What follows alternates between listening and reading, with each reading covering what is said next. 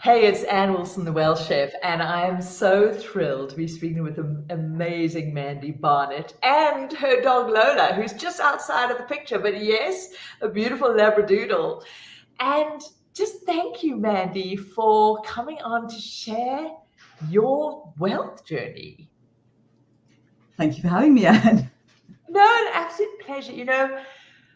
And I'm so loving having these conversations and talking about this because one of the things that I know, certainly from my journey, and I'm sure you can attest to this too, having places where we can have honest, clean, uncharged, untriggered, and not bullshit hyped money conversations is so rare, especially on the internet. There's a lot of what I call the big hat, no cattle. It's the internet's amazing, but it's ripe for these extremes. You can get telling people that all this bullshit, blah blah blah. Look at what I've done. Look at me, or follow me side.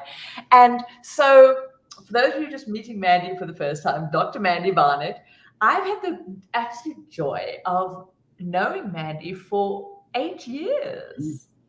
And Mandy was, early days of the Welsh Chef and FU and coming to live events in the UK, but also had the absolute privilege of going on a retreat. Well, Mandy joined me deep in the African bush where we shared some deep time. And, part of this for me is also the extraordinary family we get to create. And you're like this deep friendship of where we get to dance and navigate this aspect called life. Because one of the things I truly believe is, money weaves through every aspect of our life. And often when we can think about creating financial freedom or wealth, we can just think about the holidays we get to go on and the daiquiris we sip and have on the palm fringed beaches, or maybe the handbag you get to know. Now, I don't think neither Mandy and I are handbag kind of gals. And I'm going to stop talking and want to ask, Mandy just to share her journey, because for me it is inspirational in so many ways, and especially because there's been so many chapters and the reality of life has been big in your journey, in its role, and I'll get to sort of explain what I mean by that. So Mandy, just for everybody connecting in now, maybe you can just give them a little intro to who is Mandy and what keeps you in mischief now. Do you have kids, a partner, and just so we get a taste of the amazing Mandy. Okay. And Jessica has just joined us. You'll be next. Well, I'm Mandy Barnett. I'm in the UK, in leafy Leamington Spa. I live here with my husband Patrick, who is my toy boy. He's 10 years younger than me, and we have 2 kids: a young adult son, Alex, who's 23, and our daughter Angelica, who is 17. I had both my kids in my 40s, and our dog, our Australian Labradoodle Lola, and I am a retired consultant in palliative medicine and clinical educator, turned property developer, turned author. And I first met Anne in 2014. I had joined I was. Do you want a bit of the backstory as to what the point I was at? Absolutely. Okay. Of where you were at when we just sort of started this journey, and then we'll say hi to Agnieszka. Yeah. Okay. In 2014, I burnt out. I'd been in medicine for 30 odd years, and I just got to a point. I literally finished work one day and signed off sick and never went back. And I'd been part of a kind of like women's development and kind of career group, and I was looking at what I was going to do next. I was on sick leave. I was negotiating a redundancy and early retirement package.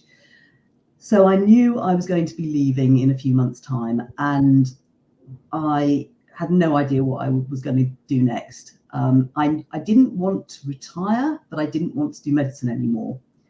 And it was actually through this women's group that I first of all saw a copy of your book.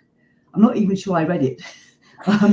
But then somebody said that Anne was doing FFU live at a hotel outside Heathrow. And I just thought, I've got to go to this. So I turned up to FFU Live October 14.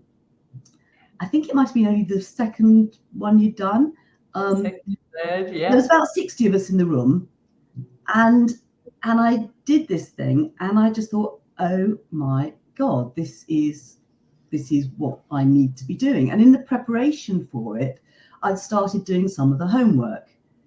And the thing that was so striking, and I mean, looking back now, I was the classic TV dinner money chef. You know, I was a hardworking professional. I'd done all the right things. I'd valued myself. I'd applied for all the discretionary points, and I was at the maximum of my salary scale. I hadn't devalued myself. I'd maxed out on all my pension contributions. I'd got all that sorted. And I kind of thought, well, that's what I need to do for my financial future. I'd actually, you know, we'd done a few other correct things. We'd got a buy-to-let. We'd just sold a holiday cottage, which we hadn't considered to be an asset, but realised it was when we sold it. But it was all very haphazard. I think, you know, I'd taken out a managed fund at the height of the dot-com bubble, which had gone fut. We got a badly performing managed fund that we'd taken out in our son's name, which wasn't doing anything. We had a massive interest-only mortgage with endowments that were not anywhere on schedule to pay it off.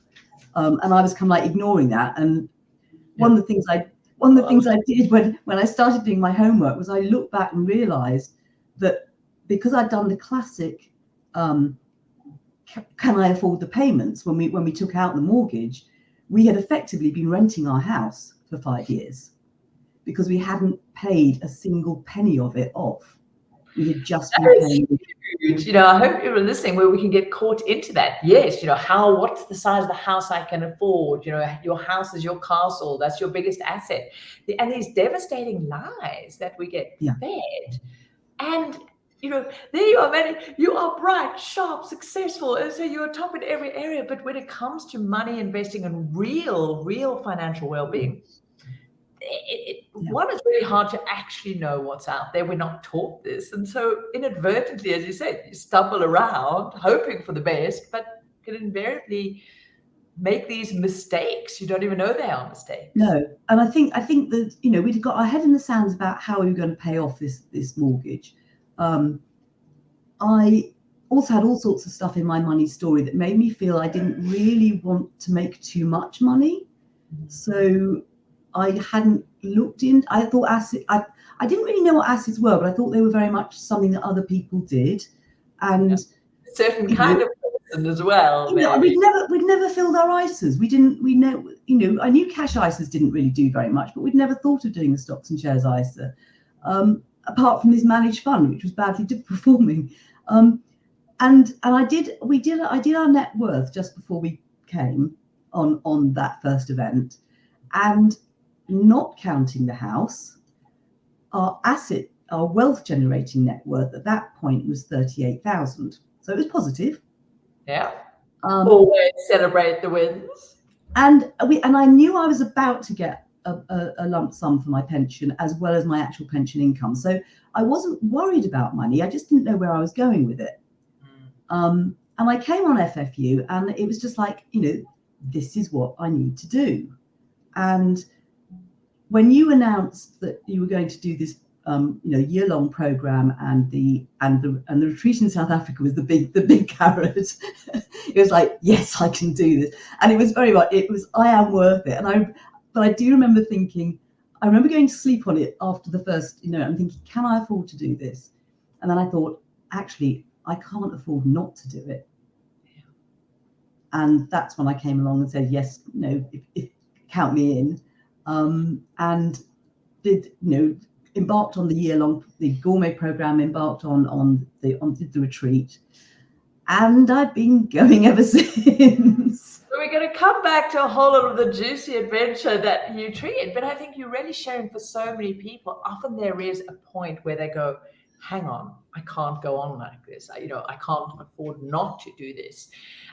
Some people it's a medical issue. Other people it's just a realization, as you say, hang on, I'm not going to keep working in this medical side. I need a different way, and also not giving up on life. So thank you so much for sharing that key point, and also your numbers. This is so beautiful because we just don't talk about that.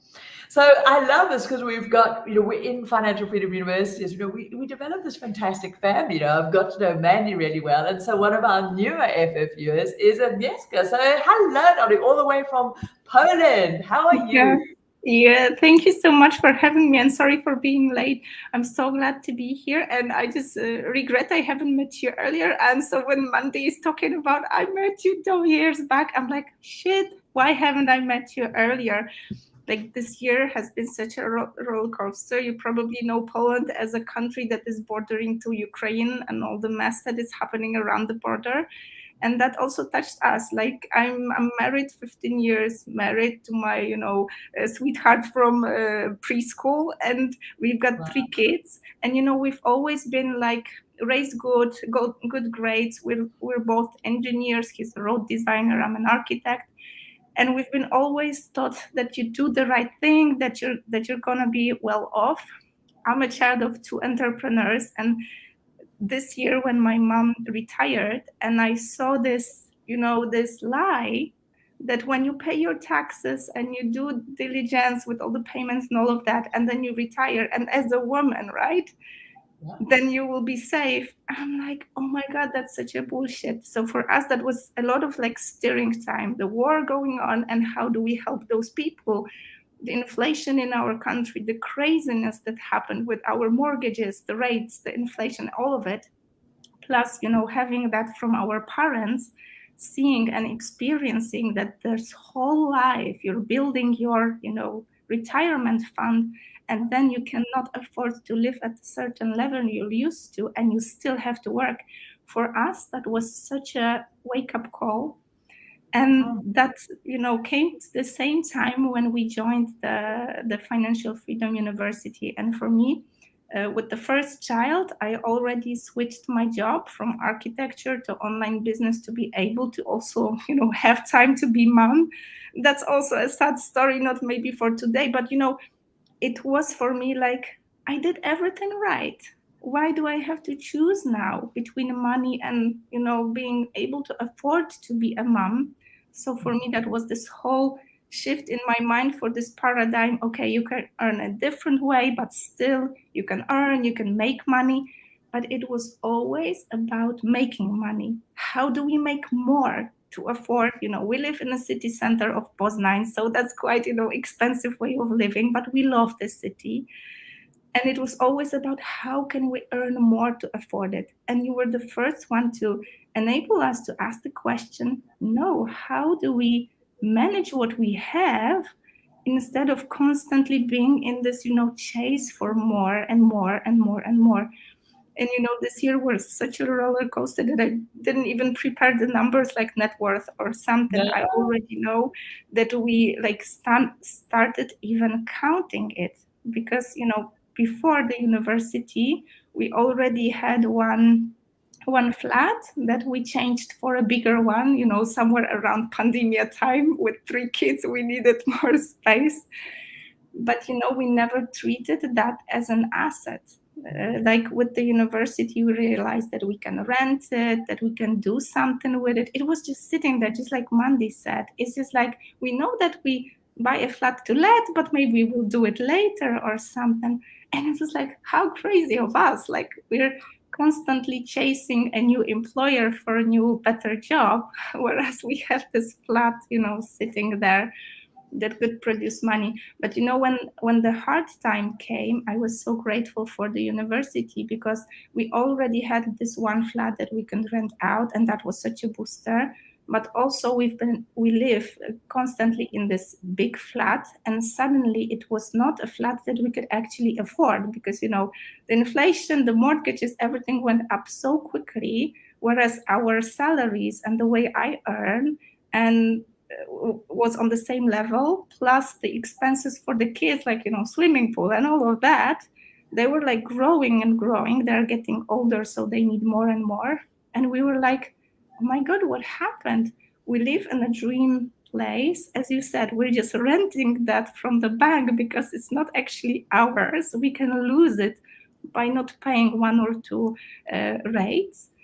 And what do we do from here? And from this point where we were like really like in this dark place where we feel threatened, and you get this fear-based responses, as a grown-ups, as professionals, that's something that you like don't want to feel. Yeah.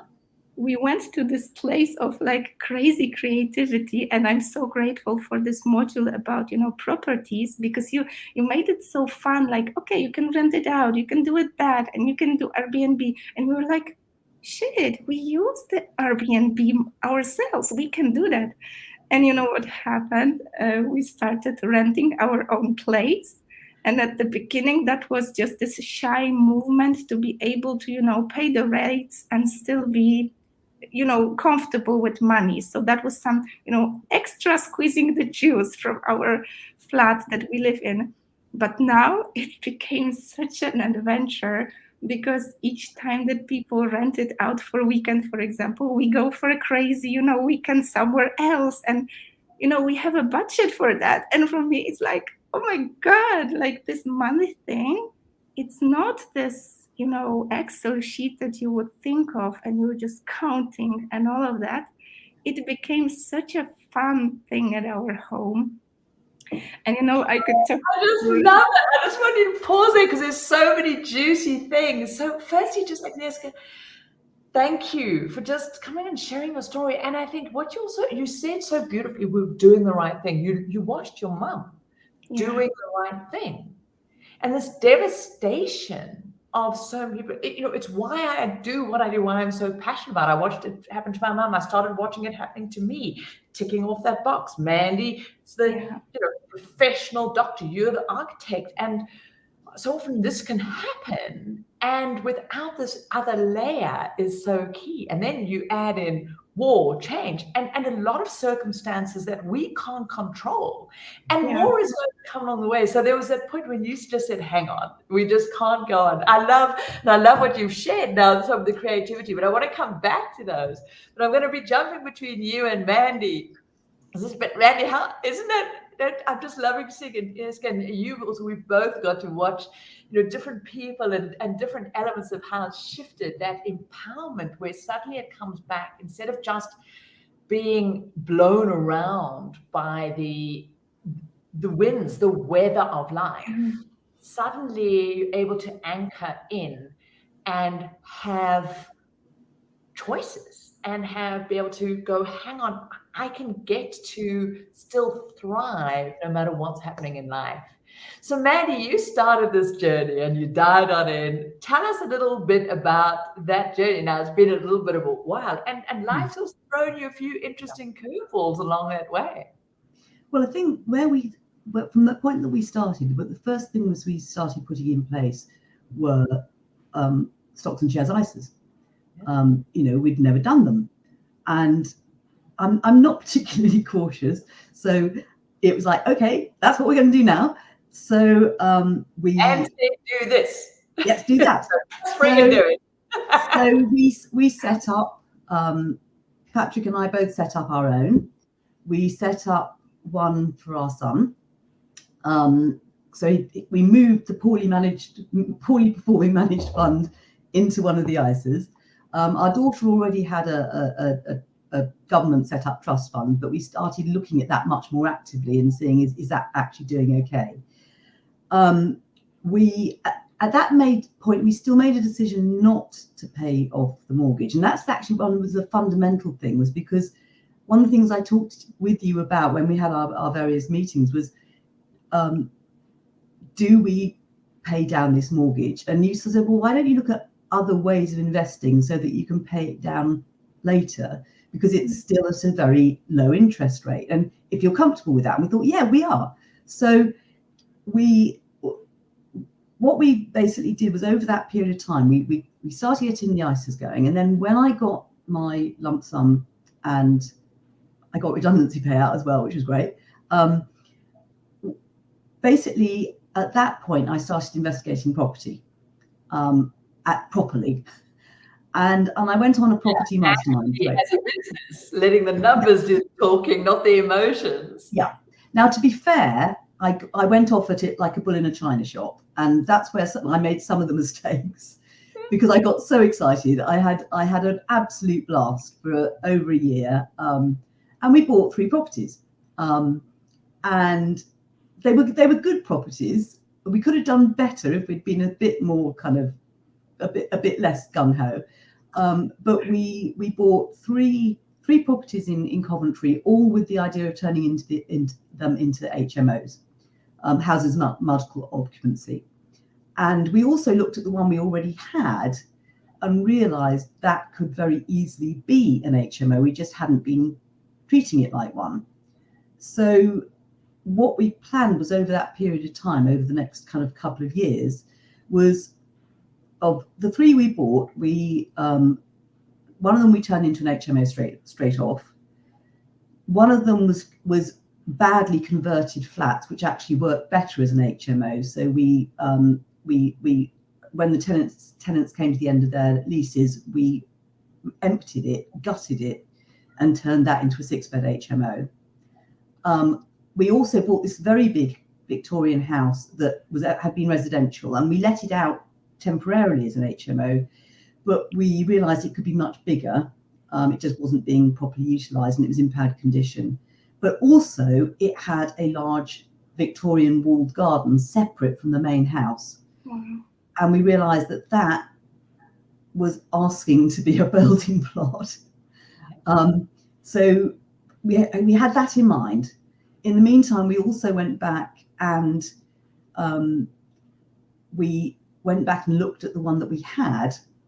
We had to apply for planning permission because they'd brought in something called Article 4 in the UK, which limited where you could have HMOs. But because we'd let it to sharers, albeit not as an HMO, we were able to show that we'd already let it to sharers for years. So we got planning permission. And so between 2015 and 2017, we either bought, converted, or were in the process of converting 4 houses.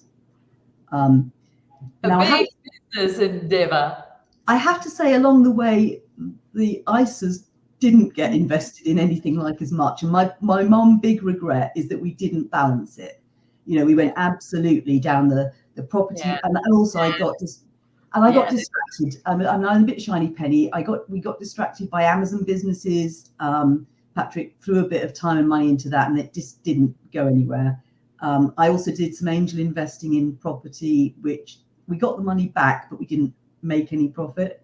I leased a parking space at Glasgow Airport, which is still gradually paying back. And this is also, you're covering beautifully as well, as we also get to know ourselves, that you are, go after things inside. And I think we also start realizing, with a bit of a structure and a plan, money's a lot more forgiving. Yeah. Certainly than humans are. It doesn't hold on to grudges. We can make some mistakes as well, because I think what you're sharing so beautifully, you took a lot of action, you did the work, you really started understanding, there's a market, how do you create an asset as opposed to this accidental, but also, you deviated off a bit and you experimented. Yeah. But the key thing is, sort of now as you went on, those didn't destroy you. No, I didn't. I mean, none of them went badly wrong. I think the parking space could take a very long time to pay back, but we still own it, and eventually planes will carry on taking off. Exactly. And I think what we did do was we were very solid about the things we put a lot of money into. So I did a few flyers, but we didn't put big money into really foolish things. Those speculative elements, yeah. And that is key. All of us might have a little bit of that element. We want to play around a bit, speculate, but that discipline of saying, let the core aspect of your wealth, I talked about that pyramid, be the boring is beautiful. And yes, some of us like to fiddle and play, but keep those as small position sizing. Yeah. So Mandy, where did that journey take you? Okay, well, I mean, obviously, as you know, one of the things was it all came to an abrupt halt in 2017. We come back to that, but for personal circumstances. So we did have to kind of pretty well stop for a bit. Having said that, we did finish the projects that we were embarking with. We just took longer doing them. And so where we're at now is we didn't buy any more. We've still got the 4. We've got planning permission on the garden plot. We haven't built it out. The world circumstances have meant it's not at the moment viable cost-wise. And what we're looking at, in fact, is getting a further set of planning permission, because at the moment it's got planning permission for a block of 3 flats, 3 2-bed flats. But we realised that we might be better off getting planning permission for a block of 6 1-bed flats on that site. So we're looking at alternatives to that. We've also looked at getting planning permission for an annex for one of the smaller houses, because it's got a detached garage, and we're looking at potentially getting planning permission for a standalone 1-bed flat. What we are planning to do is we also realised over time, sorry, I keep wearing my arms, we realised over time that we don't really like being landlords. Even though we have an agent, it's not passive. Especially with HMOs, you get a lot of kind of issues coming up. And in the same way that I think, with Airbnb, with serviced accommodation, they are very much customers and they want everything sorted. And we don't actually enjoy that. So we do have an exit strategy. The Coventry market's very overexposed and oversaturated.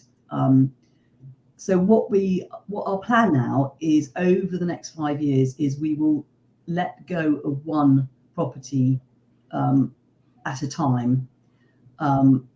We've got mortgage fixes on them. So while they're fixed, we won't sell them. But as each one comes up to the end of its fix, one of them comes up this year.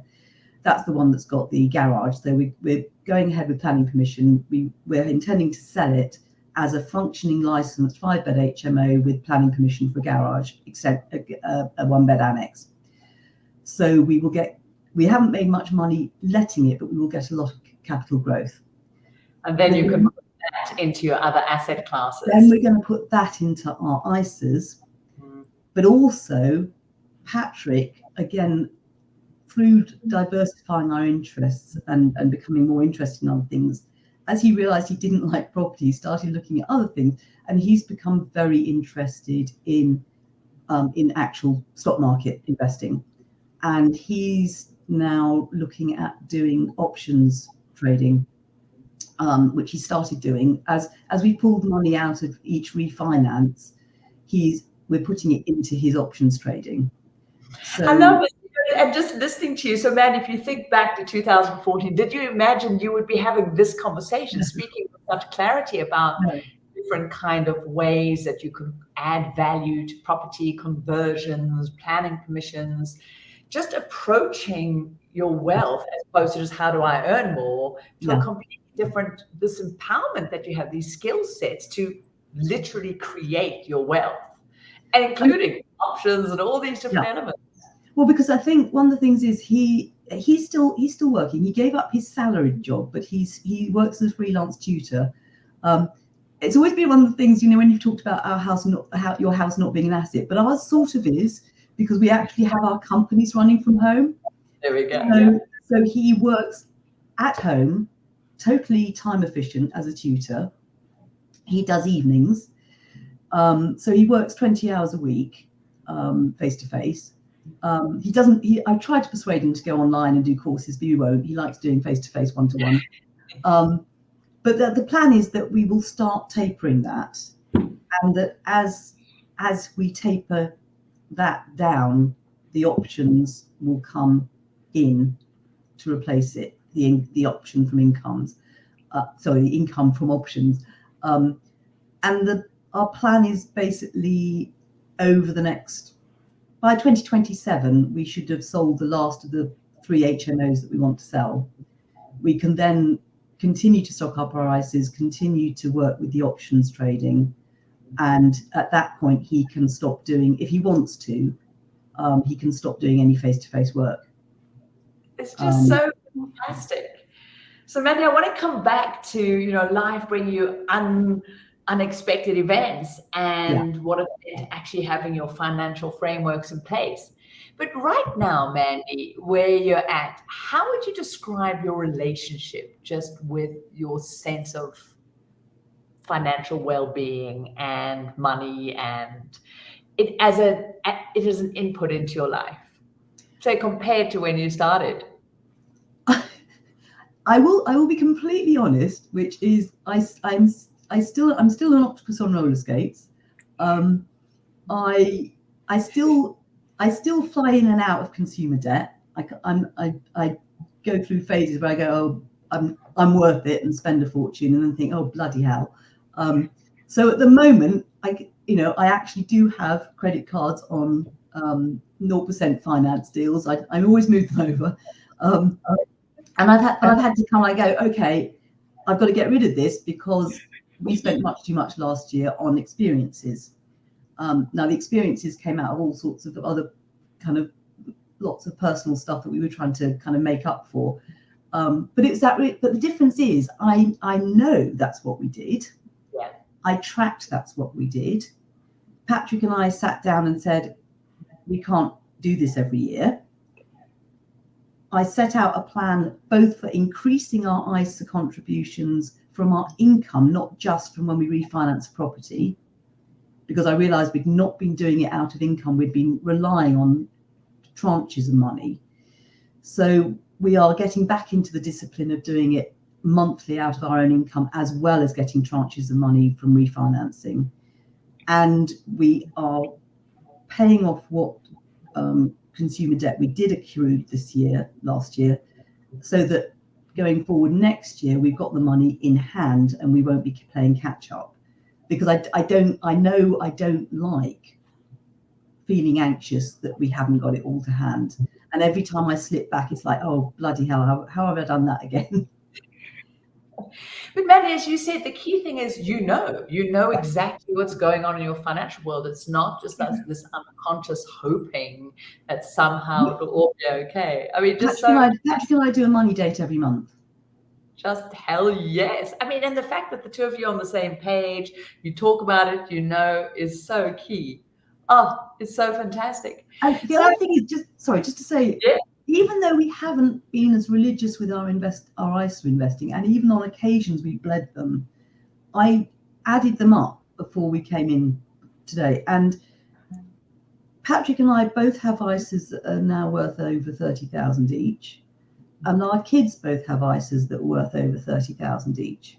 Wow. So we've gone from one poorly performing ISA worth 7 and a kids trust fund to £120,000 worth of stocks and shares ISAs in that period, even though we haven't invested in them religiously. And just almost on the side, that wasn't even your main focus. That's besides what you've now got in these HMOs. What sort of percentage would you say your net worth's increased from that 36,000? Okay. Well, if I'm totally honest, the 36 is a bit of a red herring, because I knew I was going to get my lump sum. So if we take it from the point when the lump sum came in, which obviously bumped it up a lot, but we also had a lot of debt at that point. I owed my mum a lot, and we owed capital gains tax, which we managed to work round by taking out investments, because we used the tax efficient ISA investments to offset the capital gains, which again was something we didn't know about before. Where we're at now is we've got our personal net worth and our company net worth, because we've set up 2 companies. We have increased our net worth by, and I'm not good at the maths, it's not doubled, it's about 100, it's about 175%. So our net worth has, we're not at our financial freedom number yet, but you've got that. But we have a plan, and I think it's also coming back to your point about the enoughness as well. Is yes, we really stretched ourselves when we bought our house, but we love our house, and we are now overpaying on a capital repayment mortgage. So we are bringing the house has gone up in value, albeit it's a neutral asset, but it's the amount we owe on it as a percentage of what it's worth is now tiny. And we don't, and that just happens now. And it goes out and we overpay every month, and we will be able to take out another low interest because of the percentage that we now owe is so small relative. We can take out another low interest mortgage when this one comes to an end, and we'll just overpay on that and keep going. But the whole thing is that because we're investing in the ISAs, any big money, we could pay off the mortgage, but actually it makes much more sense to invest in the ISAs that we will then get our income tax free from. Because the ridiculous thing is, there's no point in my earning any money because I'm a higher rate taxpayer on my pension. Yeah.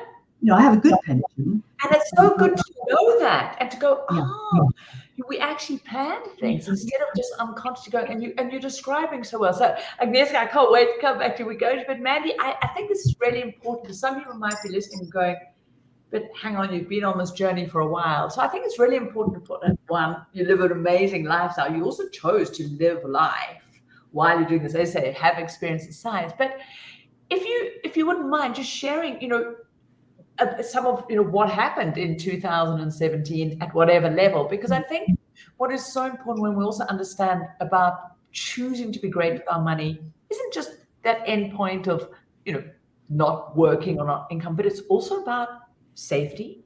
It's also having a catch net, and it's about having choices.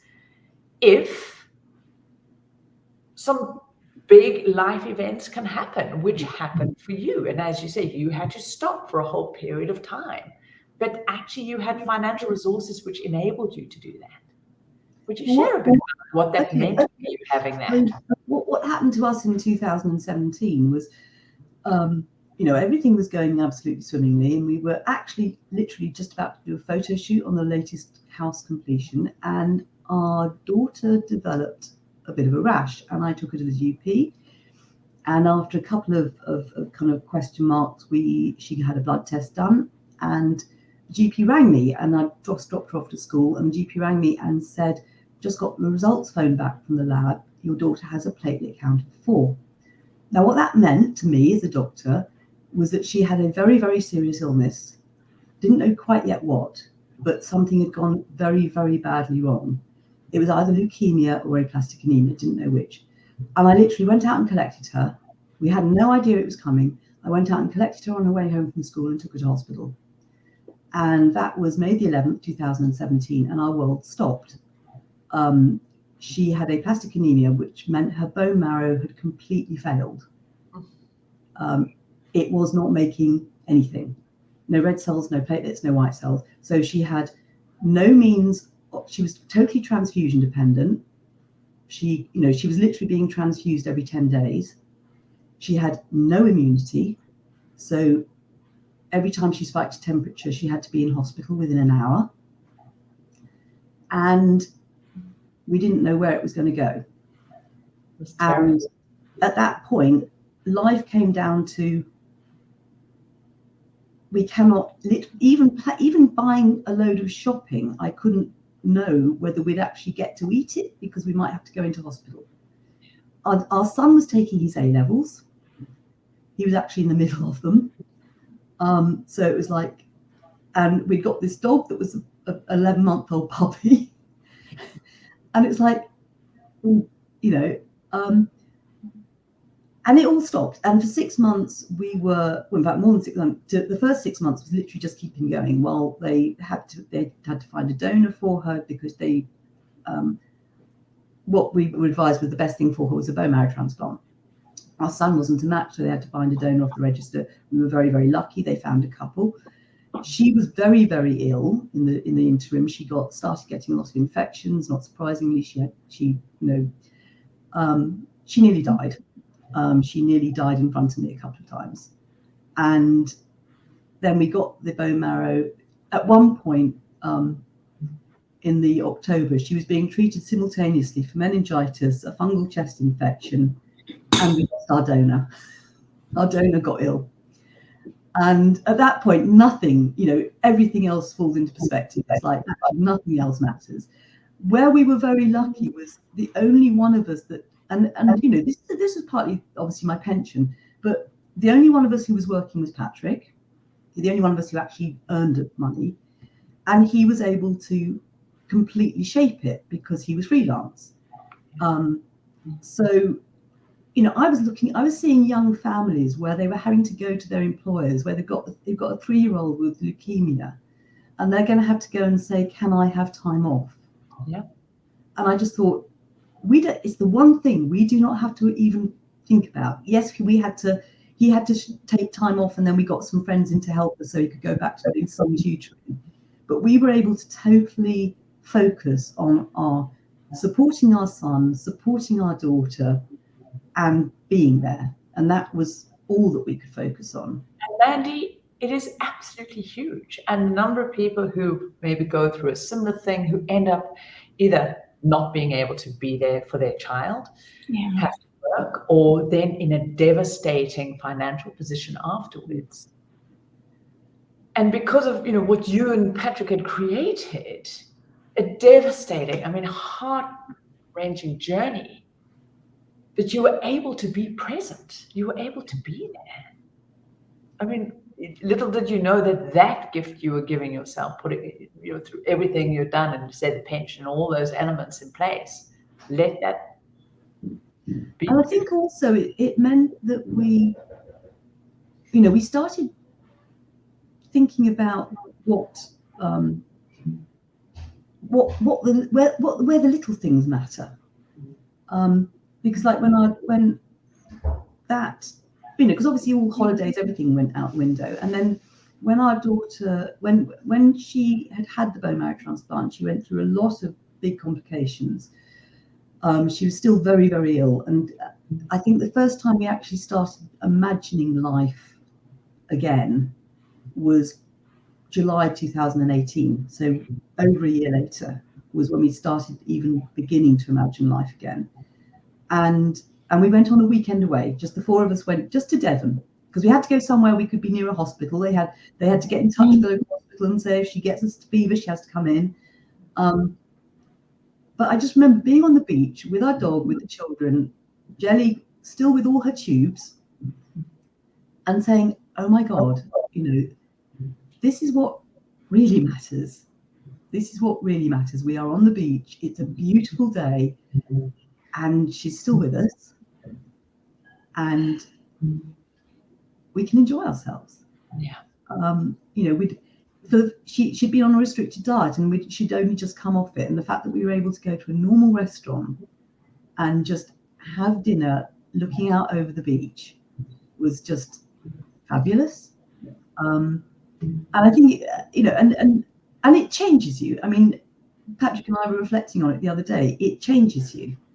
We will never be quite the same again. But in a good way, because what it meant is that we really looked at what our priorities were and what matters, and health and wealthy living, not wealth. Yeah. Is what matters.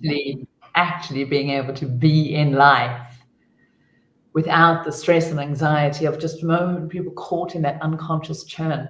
Mandy, thank you for sharing. And she's really good now. She's great. She went on a Make-A-Wish trip. Oh, she did a dream flight trip to Florida just after she'd got all her tubes out. And Patrick and I, we dropped her off at Heathrow for her big trip. Patrick and I literally drove across the road to the car park and flew off to Berlin. So she went on her trip, we went on ours. So that was like, this is our first holiday away since she'd been ill. And it was like, you know, we just spent 5 days just exploring Berlin, which was fabulous. And it was like, you know, yes, you know, life does carry on. And she now is, she also got to do a Make-A-Wish trip, which was, she met a YouTuber in Brighton, so I went to Brighton. For her birthday, we went up to Edinburgh to see a scribble showdown, which was a bunch of live animators doing a competition. And, you know, and it's just stuff we could do because I had completely free time. we didn't entirely have the money together, which is what we're paying off now, but we could do it. And she's 17. She's coming up to 18. She's doing her A-levels this year, and she's got various things planned for her gap year, and she's going to go to university hopefully in 2024. And she knows, she's really excited about what she wants to do. She's doing volunteer work, work placements. Our son's graduated from uni. He's taking a year off to figure out whether or not he wants another job. But yeah, I mean, life's carrying on. Yeah. And you've still got a framework, a plan that is still supporting you. And I think your story is so important as well, because I think we can start on this whole wealth journey, financial freedom, get fixated on that number, think that, we're only free, or we can only live the life we want at some point down the line. But to go, part of the whole resilience given us by having a plan, having a framework, is to be able to adjust and to know that it's not only within that point somewhere down the line. You've been able to be in all of these aspects of life. And yes, you don't yet have your absolute financial freedom number, but you have this freedom in life. And that's a wealthy life. Yeah. No, just so beautiful. Thank you, Mandy. So, Agnieszka, I want to come back to you, and I'm just like, okay, so you said, okay, to hell with it. You're in this crazy time, wars going on. You've seen your mum, inflation, escalation's going crazy. Give us a bit of a recap. So you decided to join Financial Freedom University and go, hang on, there's a different way. And you started talking about this creativity. So just give me a little bit of a recap again, going, you were in a position around struggling, like how do you pay the mortgage on this? And you decided to start doing Airbnb as an additional, how to turn this liability into an asset, basically. Yeah, that was a bit of a crazy thing, but I would even go back to the decision to join the program, because to me, like working in this online business, there's a lot of this investment and this mindset that you invest forward and you kind of spend money before you earn it. And you talk about it as well. And I really value that, because there's a lot of those myths that you spend and spend, and then you grow so much that you will just become a magnet to the money. I kind of went for it. And it's really hard for me to admit that you've been this, cold shower for me, because I've been earning a lot, but immediately spending that, investing that into more programs, more masterminds and all of that. And my hubby, he was just looking at it like as a crazy roller coaster. Like you don't have a lot, then you have like a spike after a launch, and then you blow it off for new programs. And he's like working on, regular corporate jobs. So for him, that was like not understanding this crazy world. And the training you did before, Financial Freedom University, that was actually the first training we watched together, because I told him, like, you need to see that. Like, she's talking about money. And that was the only thing we kind of talked together, because we had like a budget together. And he was looking at my numbers and I was looking at his. And it was like constant struggle, like two different worlds, two different planets. But that was the training where we actually sat together, watched it together, and we both were like, shit, nobody told us that. Like, she's brilliant. Like, because you pose this question, like, it's not about how much you have, you earn, but how much it's this capacity of manage what you have. And plan, and with all those financial pillows, we kind of know that, we kind of had it, but when you gave us in the program like the structure, how to do it, like what is the percentage of your salary to put here, and that was like my percentage as well, like we started managing our money totally differently. And the moment we made the decision, it was a decision not that I invest in my program or my growth, it was like a decision of both of us. So it did something totally strange to our relationship, our marriage, because we come from houses where money, and maybe that's also a Polish thing, that money is in the hands of guy and the lady is just like taking care of the house, and we've got like all of those stupid stories. And with me being so liberated with online business, and being able to have this money in my hands, I was like finally able to blow it off when I want to. And that was such a crazy thing, to go into your program and find this center from not being empowered by money into being empowered, and even like not using it wisely, I would say, into this middle where I gain this common platform with my hubby, and we sit down and we say, okay, how do we do that together? And not only for ourselves, because obviously that brought us to conversation about, the dreams, the vision, how do we want to, end up retired, traveling the world and all of that, like those conversations that you want to have, but you never have time with 3 kids. But it also grounded us into, okay, what kind of role models do we want to be? Like, Agnieszka, do you want to be this mom that blows the money off like crazy? And do you want your 2 daughters to see that and repeat that pattern? Or do you want your little boy to repeat the pattern of always being obedient in the workplace, because you are this rock and shelter and stability when it comes to finances? And when you told the story about your daughter, like, for us, this financial conversation also became, okay, it's not only about how do we manage that on day to day, but how do we observe our patterns when it comes to thinking about money management. Because I was able to sit down with him and, okay, do we make this decision? It's not the time to spend money like crazy, even though it comes easy for me. But for him, it was, yes, that's a decision we do together. Yes, we want to do those money dates, like every month, sit down and have the conversation. And, it shifted something in our relationship. We used to be, talking about money. When there's a lot, we think about how do we spend it. But if it's not there, then we kind of figure it out. But, it was like thinking like young kids, I would say. But I Yeah, realized beautiful description. Yeah, sort of exactly. always. You've brought us to this level of like financial literacy where we feel like grown-ups, like grown-up human beings that are able to take responsibility not only for ourselves, but also for our kids, maybe their education, like financial education, but also for our family. Like, when I see our parents, they don't have the knowledge we have now. But when we can come back and kind of advise them and maybe like guide them, or maybe even show them how we do that, that's not only about us. It's like it's having this ripple effect.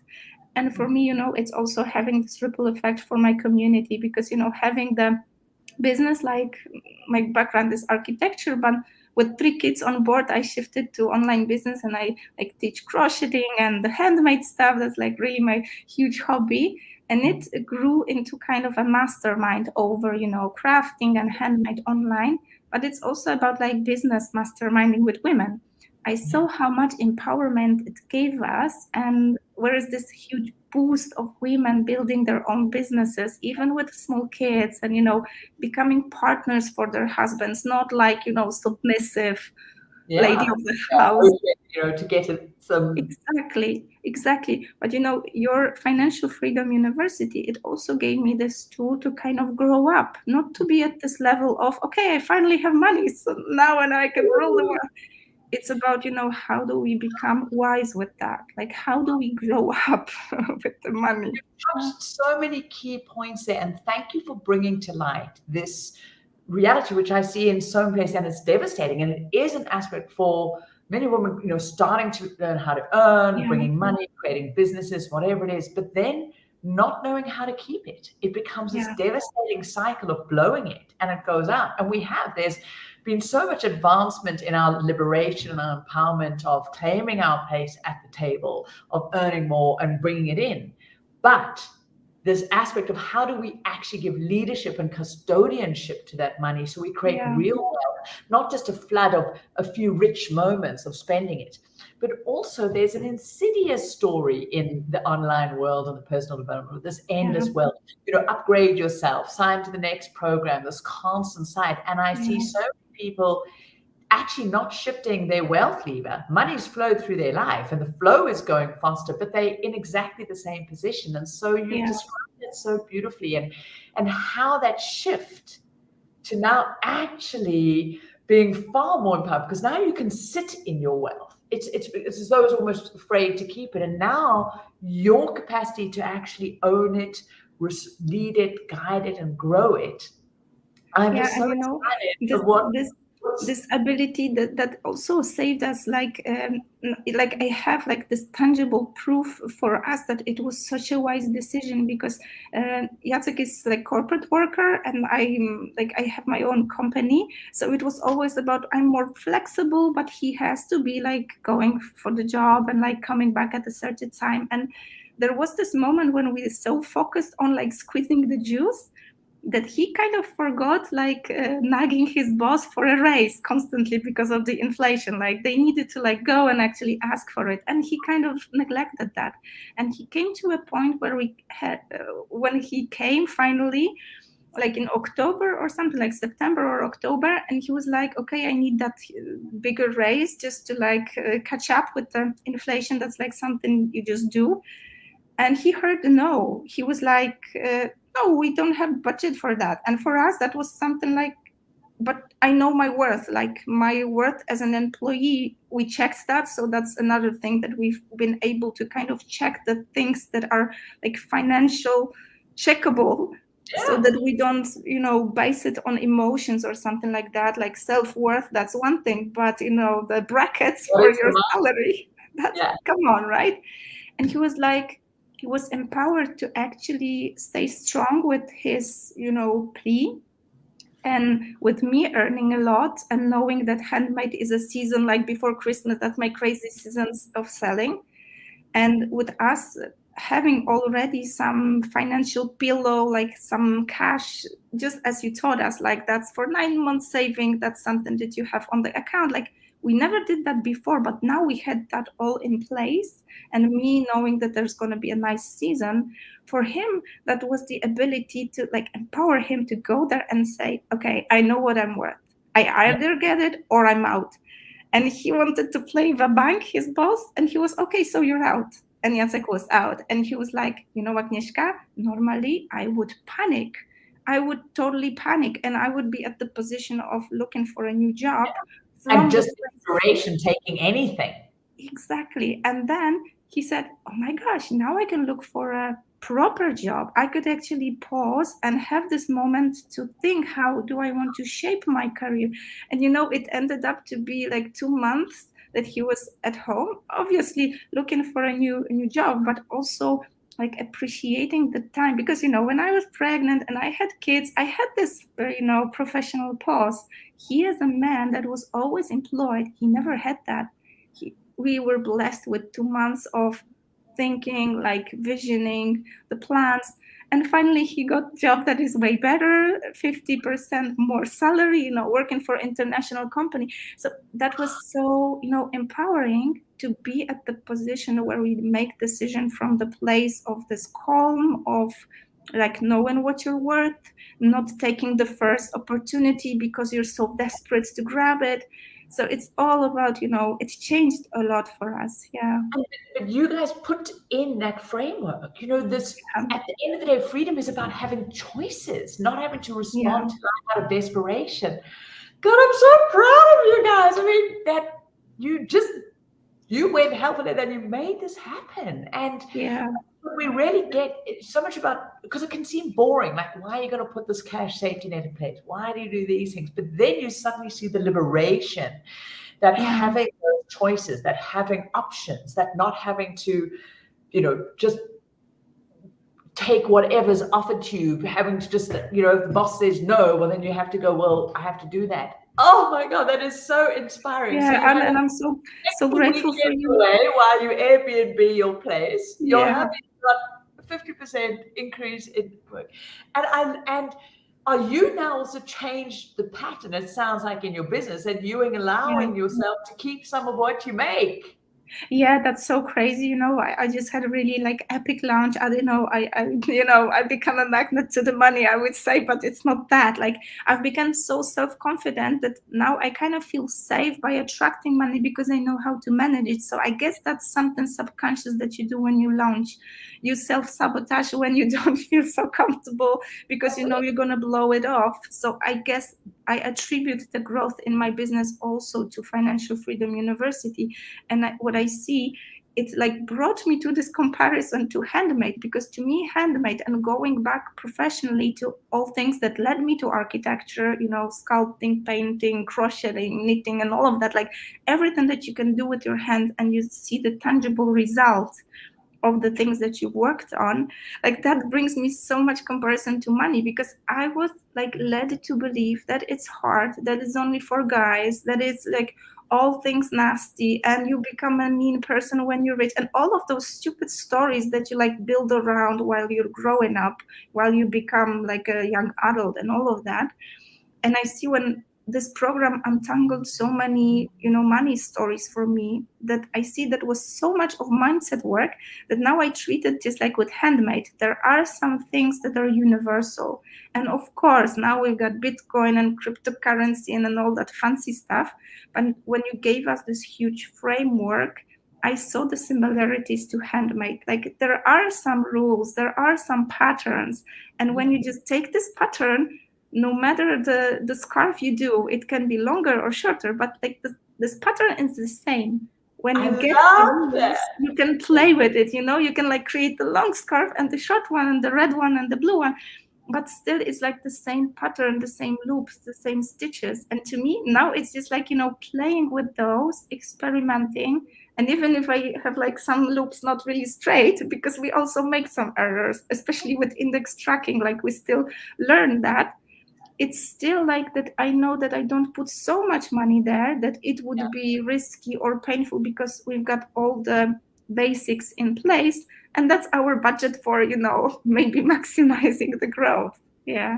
I love that metaphor you're using. And just once you hold it. No, I've heard, Anne, that you love crocheting. That's why I love this metaphor. Like somewhere I fish. I've got various projects right here, sitting here with my various. So yeah. I can't believe you get you, but I hadn't thought of that. Yeah, there we go. There's another one on the go. I'm always away. It's on the go. But I love that, you know.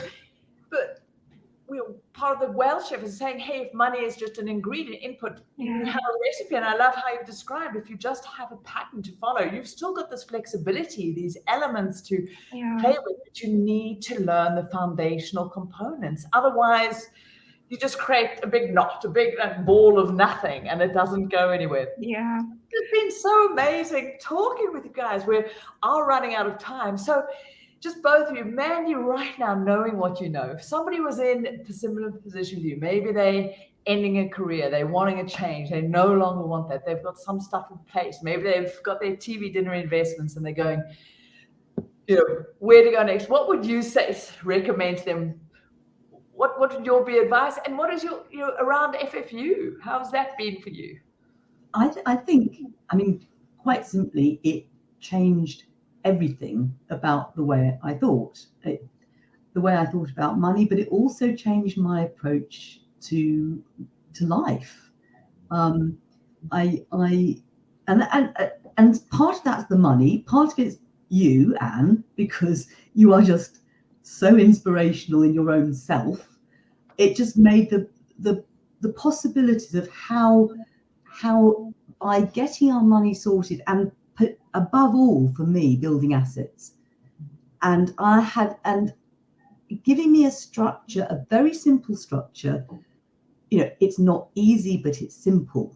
Yeah. And all I have to do, even though I don't always do it, all I have to do is follow the recipe, and in a way, in a way that's also fun, because I wanted fun. You know, I'd spent 30 years working my socks off. I wanted fun, and the way that you set it up, the way that you describe it, the way that you live it makes it fun. And so it was something that I could really enjoy, not just do it because I thought it was a good idea, but enjoy it.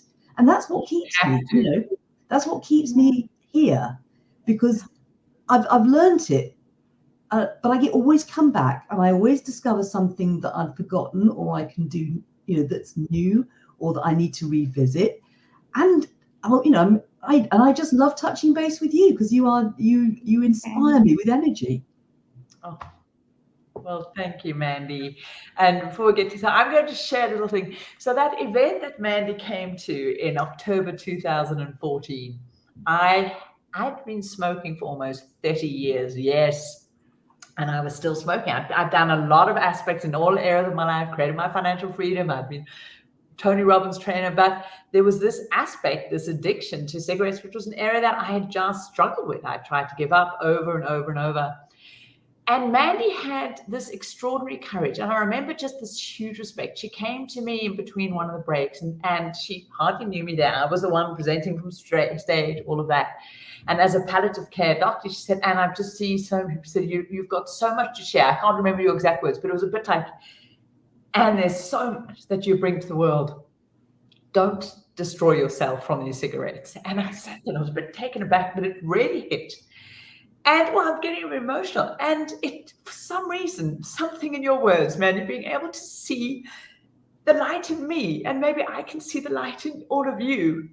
And I think this is part of having this spark. Oh, I didn't expect to get emotional. I'm just so grateful to you, because a year later, I was actually smoke-free after 30 years, and I still am completely smoke-free. And I'm so grateful for that gift. And I think there is this ripple impact that goes out when we choose to have the courage, when we have the base of whatever that is. And so I just love our FFU family for so many reasons. Oh, look, I'm not leaking. So thank you, Mandy, for having the courage, because sometimes, you know, and as you said, this is not easy. It is simple, but it also takes courage to stand in our truth, to claim on our life, and also, you know, to do the work. And Agnieszka, you're a leader in your field. As you say, you've got this impact that ripples out. And so, you know, for your community, for your kids, for your parents, you know, this leadership that then comes to going, hey, there's this one precious life, all of these elements, our health, our wealth, our money, our personal integrity. What does it mean to be fully us and being able to lead our lives, which means leading our money, leading our energy?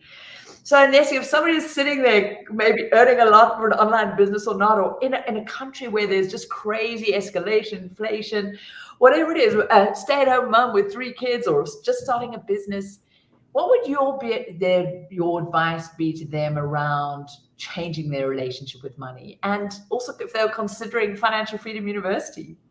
Yeah, totally. I would totally advise, you know, I'm already doing that. Like, and what I see along the conversation, and it doesn't matter whether it's just a chat over crocheting or that's a high-end mastermind I sell, it's always the same thing. It's normalizing the conversation around the money. Because, you know, one thing is just stepping into this program, which is quite easy. You just press the button, you pay the money, and you're in, right?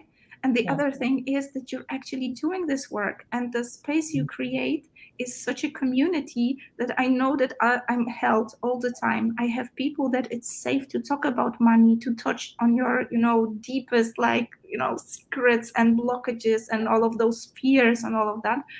And it's such a beautiful space to do that you feel empowered to ripple that to other people. So for me, like, I'm forever grateful for this place. I'm already recommending Financial Freedom University, even though, you know, exchange of currency is really high, like Polish zloty and the dollar, that's even now after war is like totally crazy.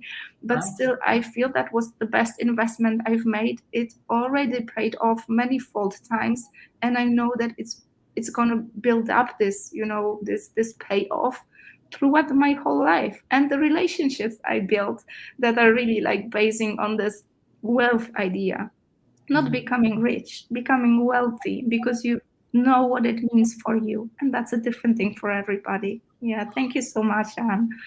That is, we each get to crochet completely different tapestries of our lives, but it's with the fundamental loops. I love that metaphor. You know, and you saved so much time of mine, because for me that was constantly sitting in front of computer, not being able to create a new pattern. Whereas now I'm just like, what's the definition of wealth for me? It's just sitting on that freaking couch and just crocheting with the nice music and some, you know, meditation.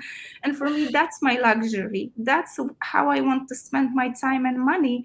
And it costs nothing, right? You just give yourself permission to do that. That's so funny. It is so beautiful. And Mandy, walking your beautiful dog. Yes. And for me, it's been able, I mean, one of the things was I was able to divert completely during the pandemic. I wrote a book, which was nothing to do with my previous career, nothing to do with property developing. It actually came out of our the fact that our children have Tourette's, and I became an author, and that's published. And so that was another segue. You know, it was like, actually, I need to do something, and my kids wanted me to get more awareness of Tourette's out there. So I wrote a book. So I'm this year my plan is to basically work on my own health and fitness. I've done a few 10Ks because I mean this is one of the things that, I suddenly started realizing the possibilities, because I'd never been a runner, and I might have done it anyway, but in 2016 I ended up doing a 10K race by mistake.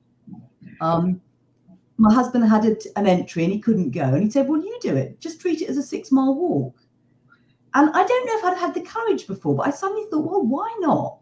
And I turned up at the start line, you know, and everyone was saying, oh, is this your first race? And I said, no, it's my first run. And I did my 10K race, and now I've done a 10K race, a couple of 10K races every year. I do part run every week. And my husband's just persuaded me to join his running club, because he's a real runner. I supported him when he did the London Marathon last year, which he did as a fundraiser for our daughters, the charity that helped support our daughter. And my marker in the sand this year is that I'm going to work up and do more 10Ks, but with the aim of doing a half marathon. And for someone who took up running at 58 3/4, I am hoping to do a half marathon at 65. Wow. It's just so inspiring. And if I don't get to the half marathon, I will still have done all the 10Ks. You know, and I think this is this ripple impact that suddenly, when a lot of our mind and energy isn't spent on survival or trying to get more money, the adventure of this extraordinary thing called our life opens up, and we get to play and experiment and create. Well, and this time is rushed. Final words. We're going to have to end it. Just to say, one of the things that have been in my head all the way through was the infinity pool in a villa in Greece, which we held through our daughter's illness, which we held through the pandemic.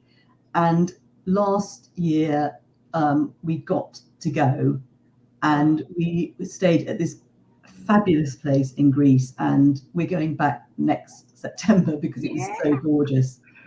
And it was just like, this is what a wealthy life is about. You know, we can't do it every day, we can't do it every week, but you know, we got to be ourselves, we got to have the most gorgeous time, and we are setting out the money that we will be able to do it next year without having to worry about it.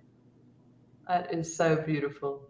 Well, thank you both, Mandy and Agnieszka. So amazing. Thank you for your time, and we will be coming back for more inspiration.